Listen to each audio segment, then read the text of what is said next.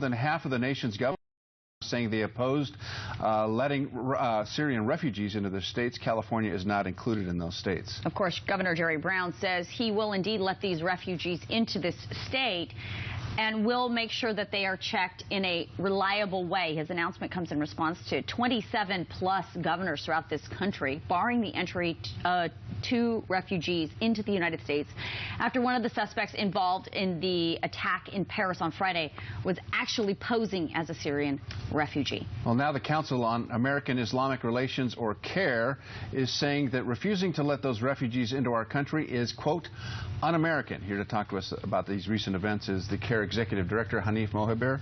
Nice to have you here this morning. Good morning. Thank you very much, and good morning to you guys. So let's talk about these Syrian refugees. We know, I mean, this is an issue that is going to be important to us in San Diego because more than 50 are coming here. What do you make of what is happening with all of these governors throughout the country? Well, it is very important for us to understand first what's going on. These same refugees are fleeing the terrorists.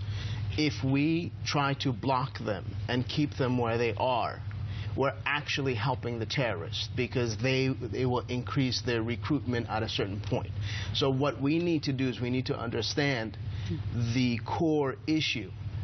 The criminals are criminals, terrorists are terrorists. We need to unite and make sure that we fight against them, not against the people who are fleeing them, the people who are actually against them. Think about it, Carlos. So if a family is trying to leave and no one wants them to get out, and the only option they have is to be there, maybe not them, but one of their kids would be influenced and taken.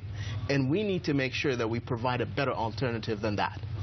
So the question is whether or not, and I know one of the things that the government concerned about is that they cannot be vetted, that the vetting process is such that there's no records in Syria to back up anything that they would claim, that their documents are not perfect, that there's no way to really check the background of the people who are coming in, and that that's necessary for the safety of Americans.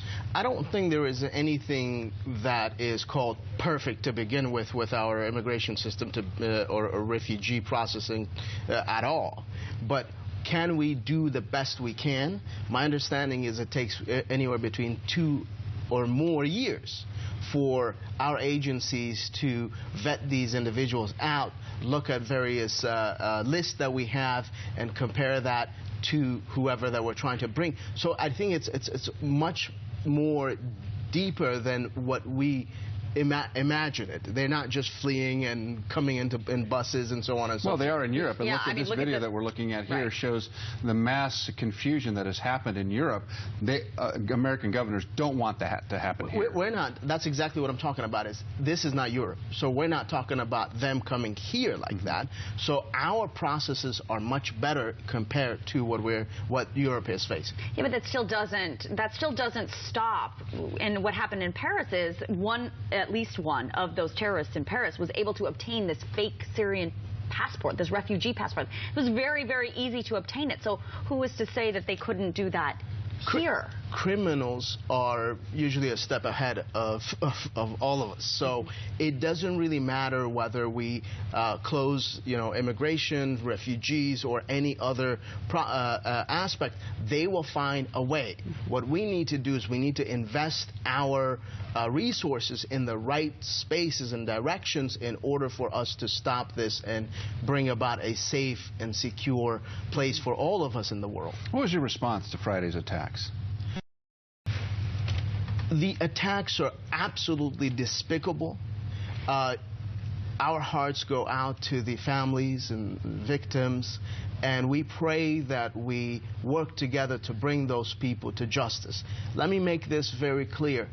There is absolutely no justification whatsoever when it comes to this. Number two, we must understand that this has nothing to do with Islam. We should stop actually calling them Islamic State because they're not Islamic and they're not a state. They are thugs, they're criminals. If KKK tomorrow says that they are representing Christians, shall we all just call them, yes, they are Christian? No, we shouldn't, because we're legitimizing them.